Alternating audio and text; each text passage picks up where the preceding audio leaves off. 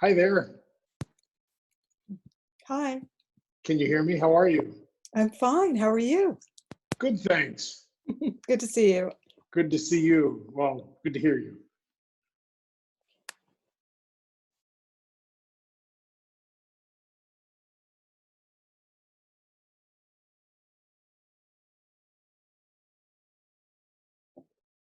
Hi, Bert. Hi, JJ. How are you? Am I the first one? No, you're second. Oh, okay. I'm not seeing another picture in there. There's only one other picture, but there's one other person. Say hi to Nancy. Hi, Nancy.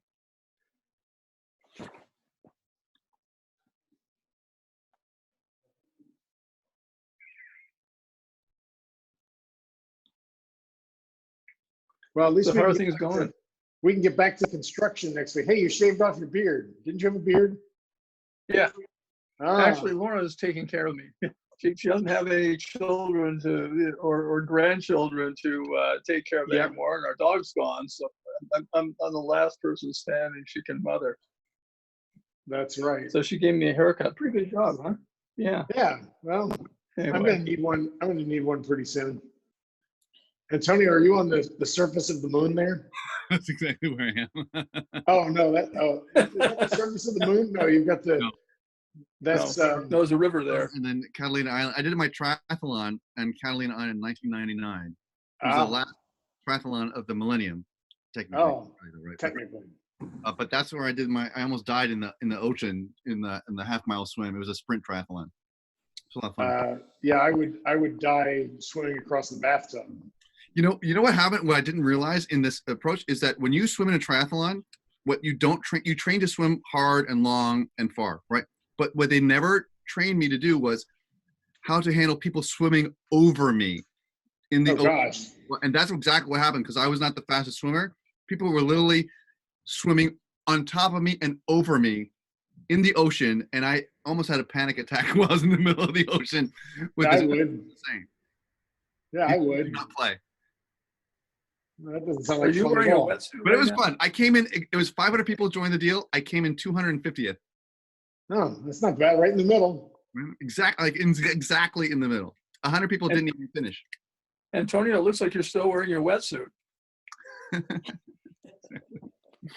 I'm ready.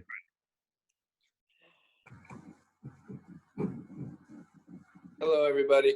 Hey, Dom, how are you? Good. Good, thanks. That looks like the top of Mount Whitney. Somewhere in Napa. Oh, okay. That's Napa? Oh, Yeah. nice. Beautiful. Well, you've seen the top of Whitney. You know, you get I everything know. down. That's why that looks like the top of Mount Whitney, because everything is shorter than that. Yeah. That vantage point, all the mountains are small. And look at that clean shaven Bert Hill. Yeah. Look at that clean and Yeah, haircut. Yeah. Well, yeah, I was telling JJ, my wife no longer can mother, children or grandchildren, or the dog is dead, long dead. So she's stuck in the house with me. So she's trying to mother me. So she said, you need a haircut. So I challenged her. there you go. A kitchen haircut, like when you're a kid. Yeah, that's right. Actually, it's not bad. It's No, it looks good. modified My wife's number- cutting my hair too. It looks good. Yours look good too, Josh. Thank you, man. Yeah. Thank you. It's just one setting on the. It is. Yeah, just that's. Your It's pretty hair's simple. longer It's on hard. the top than on the side. It's hard to mess it up. No, that's the point in the middle Yeah, of his what- head that makes it look like. That's why it looks like the hair's longer in the middle. That looks like a number 4. Yeah, it's a number 5. Very close. Number 5, very close. Yeah, I love it. I didn't trust her doing any blending. So just Oh, yeah, number do 4. one number. No fade. Yeah. No. Apparently, she was blending a cocktail before she started. I think that was what Yes, no more blending, quite honey. possible. Just Quite cut the hair. possible. Cocktail hour begins at strange times around here, so it's possible. Yeah. Oh gosh.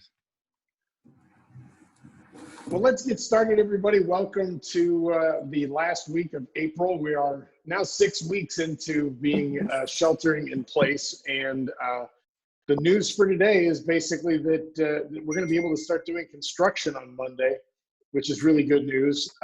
It looks like all construction projects are going to be cleared to proceed, which is really great. We've got a few projects that really need to get finished, and we're just sitting around on our hands waiting.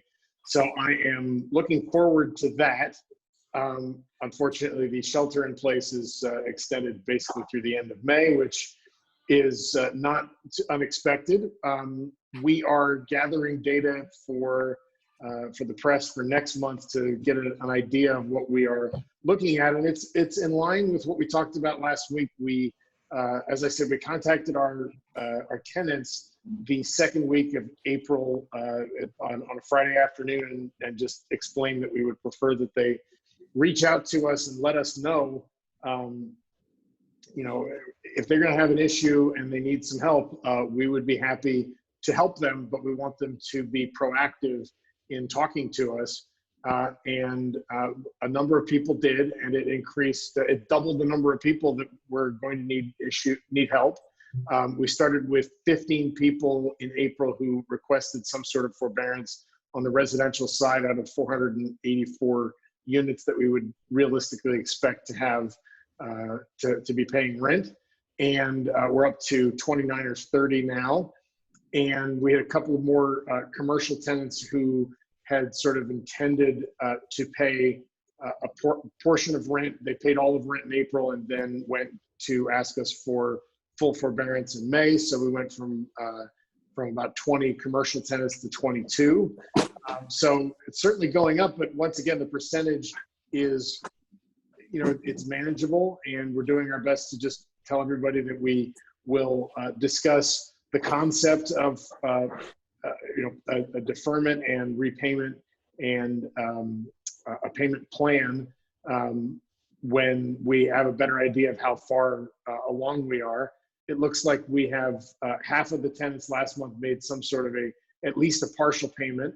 And I think it looks like we've got probably fewer of them making partial payments. Looks like about 15% making partial payments in May, or at least planning to. People are giving us some information up front to let us know what they're expecting to be able to provide. So that's a good start. You know, we've only had a couple of people who have given us notices as a result of the shelter in place and the virus. We've had one tenant upstairs who just moved out from the building where our office is located, and left a lot of stuff behind. We should be able to handle it for the security deposit, but we certainly are disappointed that it was left in the condition that it was. Tenant had lived there for probably 8 or 10 years, and it shows. I don't think they actually threw anything away for 8 or 10 years. And we had another who, as I explained in a previous call, had explained that they didn't think they had a realistic chance of having a recovery at any time in the near future, and they preferred to simply go back home and be with family. So, you know, that's where we're at with these forbearance requests right now. The rental market in the East Bay has certainly been very active. We've had a couple of units in Albany, and we've rented those, and we had a listing in Berkeley that appears to be getting a lot of interest. And I think, Josh, do you have a tenant? Have we accepted somebody for that one yet? Yeah. Okay. So we've rented one of the Albany units and that Berkeley listing, and we have the other Albany unit going up. It was just approved. That there one we was go. also approved. So there was a backup on the other one. So Excellent. basically three units rented over the weekend, essentially. Okay. So that was great. And we are, and part of that has been because Josh has been out there really pushing for, you know, making these appointments and taking people out to the properties. We're going to run open houses as similar to what we have done in the past, where we'll have somebody there. We have a team member who shows up on the weekend to open the door to let people in, and we'll just stagger their entry to the apartment and let them in one at a time or two at a time. and have the door open and make sure that they go in quickly and get a chance to look around. So we'll see if San Francisco starts to show some of the same. We've had a few inquiries. I mean, it has been more active in the last week or two than we had otherwise expected. We still have about 7 units out of our portfolio that are on hold due to needing to finish construction. And so, you know, right now, everything seems to be, the rental market actually seems to be better than I would have expected. I think people, we've had a few, one of the tenants in Albany wrote in their application that they, you know, they had jobs that were in healthcare related, healthcare and technology related businesses. And they said, we are, you know, stuck at home working from home, and we need more space at home if we're going to be working from home. So they, you know, upgraded from 1 bedroom to a 2 bedroom, which is interesting. And that's the kind of thing that we see at this time of the year. You know, the discretionary moves become more of a driver of demand for units at this time of year. And it's really good to see that we're having some of that right now. So, you know, very happy to see that. Josh and I were discussing the sale market earlier today as well, and talking about one of our active listings. Do you want to just fill everybody in a little bit on your perspective on how the shelter in place is affecting the market for that property, and what you're thinking might end up happening there? Well, that particular property is a mixed-use building with vacant commercial spaces, occupied residential units. So vacant commercial spaces were problematic or tough to lease in the Richmond before this, and now I'm fearing it's going to be significantly more hard to rent these units. So less attractive to buy. I think there's going to have to be a ton of retail space available on the market soon. Wouldn't you think, JJ? A huge in terms of, I think we're going to have a lot of 20%. I don't know. I mean, we're going to have a lot of difficulty with getting places rented when, you know, when everything starts to go back to normal, and you know, the demand that we would have had for people to open, you know, personal services businesses or bars and restaurants is going to be really, really strictly curtailed. And you know, people right now are making decisions based on someday life will go back to normal. But you know, as we're seeing already, we're 6 weeks into this, and we're getting used to it. But you know, it's not going back to normal, and it may not go back to normal for a long time. And they're going to look at it and go, even if you're going to give me forbearance on my commercial space rent, you know, how am I going to be able to continue to pay? And so we'll either be significantly reducing rents, or we will be, you know, coming up with a different solution. I don't know what it'll be. You know, there are lots of people in our industry who are very intelligent who will, you know, will work on it. And I'll be working with my friends in the property management groups and the political groups to try to come up with the best solutions. But right now it's going to be difficult. And I agree that vacant commercial spaces in you know, mixed use buildings are going to be challenging. Yeah.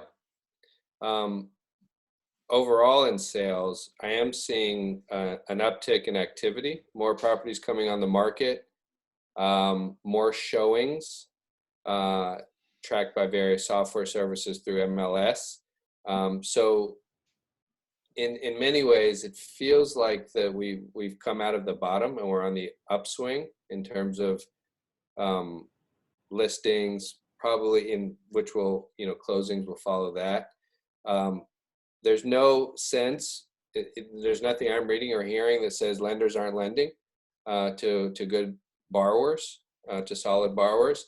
There's going to be a lot more contingencies attached to offers, in that mainly loan contingencies. So buyers are going to say, hey, I want to protect my deposit if this lender can't perform, or if something happens with my job.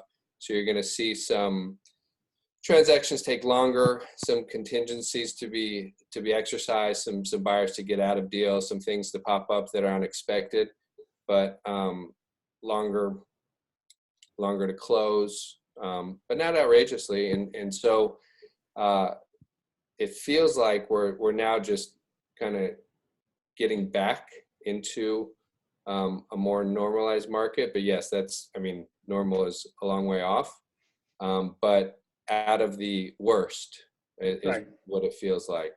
Right. So that's good. Yeah, I mean, 6 weeks in the springtime of pent-up demand Right.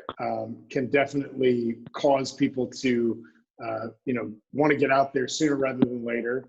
And I think, especially in the sales market, people are always looking for an angle. They're looking for an advantage.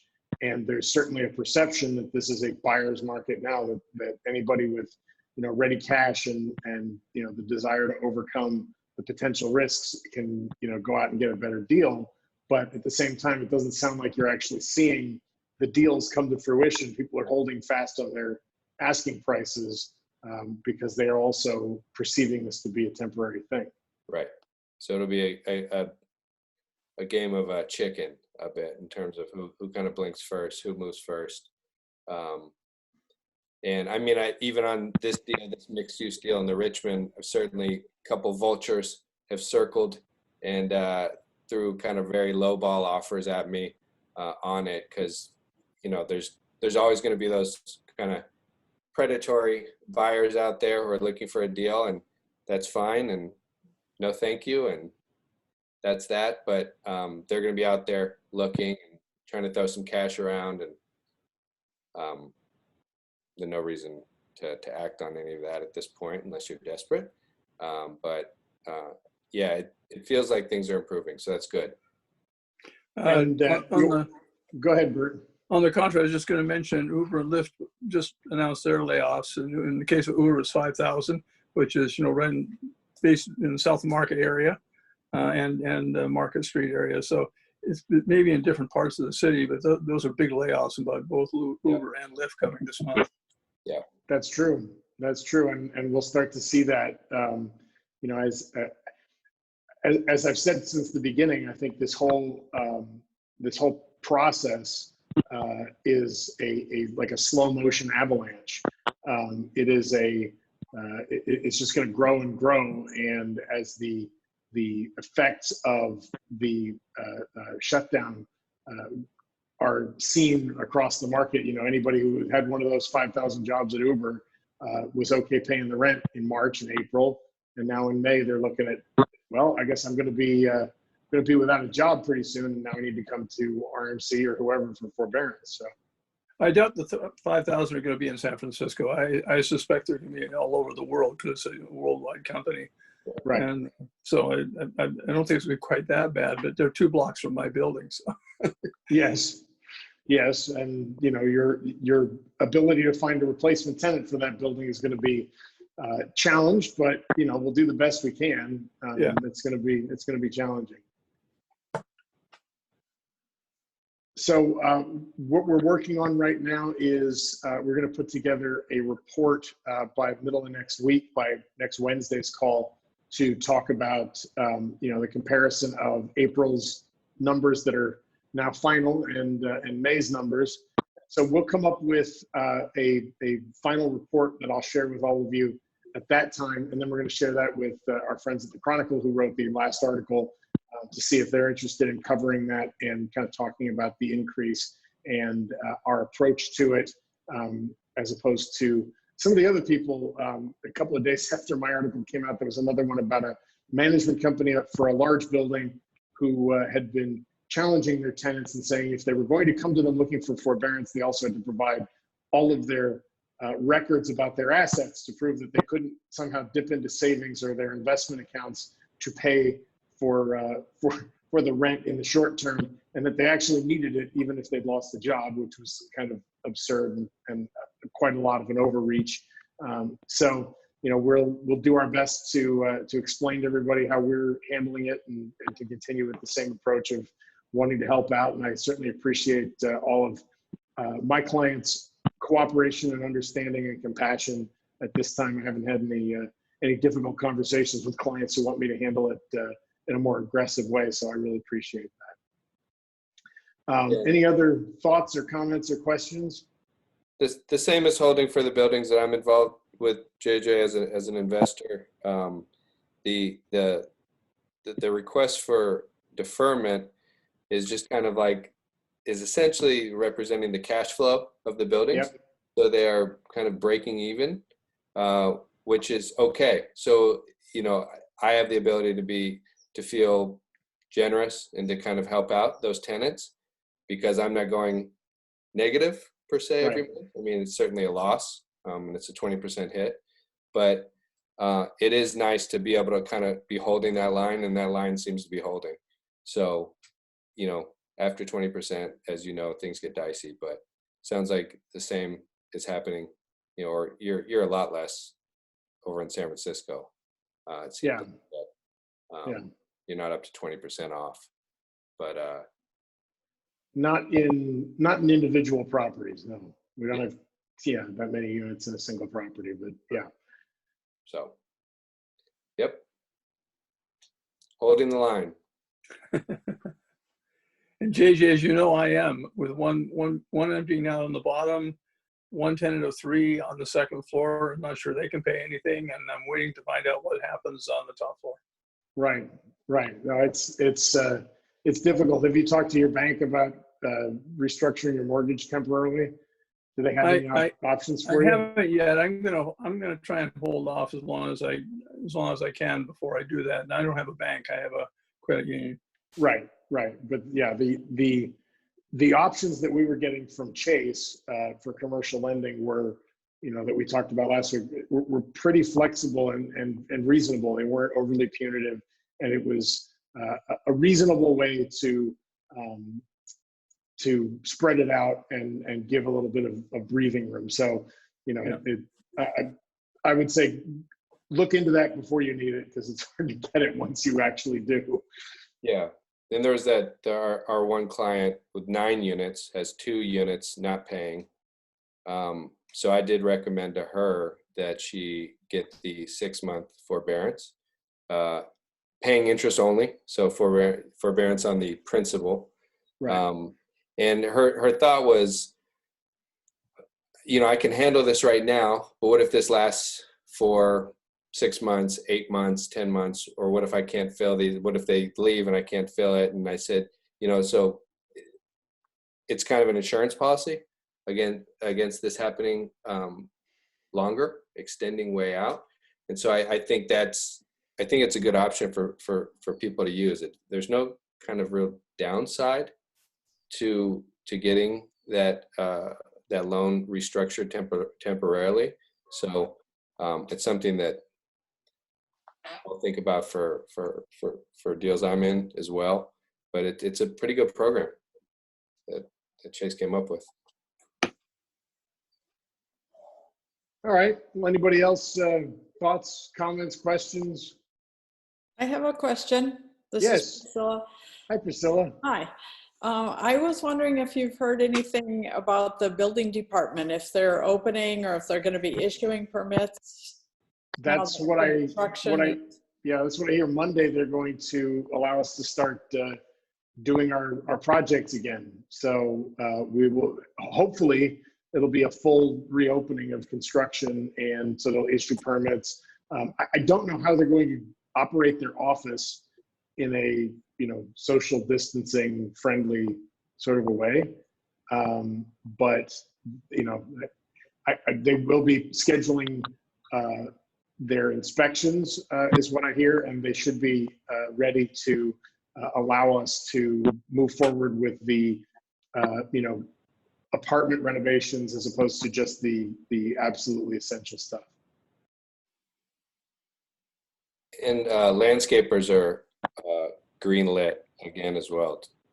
Yeah, I mean, the other side of that equation, though, is whether tenants who, or whether a lot of the clients who would hire people like landscapers or anything else are feeling, you know, optimistic enough about their prospects for the future that they would find themselves saying, yeah, I'm ready to move ahead with that, $10,000 landscaping project, instead of holding on to that money for something else and waiting until they're feeling a little bit more certain. So, for us, we've got apartments that are vacant and they need to be renovated, and the crisis hasn't changed the need to renovate the apartment. And in many situations, we've already got proposals and contracts in place with the general contractors, and we couldn't move forward with them, 6 weeks ago.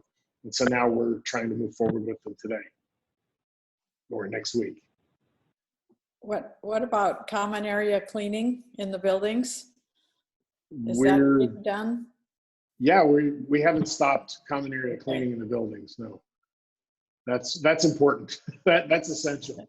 We did stop a lot of exterior maintenance, right? No, we haven't stopped. What kind of exterior maintenance? If we were doing an installation of landscaping, we might have stopped that. But Okay, no. because I was under the impression an East Bay building we were holding off on exterior. We've landscaping had on one of them. no, we've had some of our vendors have said, they said the first week or two, we're not comfortable, we're going to stop and shelter in place. Right. And after it was their call, and we just sort of said, okay, that's fine. And after a couple of weeks, they all sort of crawled out of their homes and said, you know what, we need to work, and we can put on a mask and gloves and keep doing our job. And so, we're back to that. Yeah.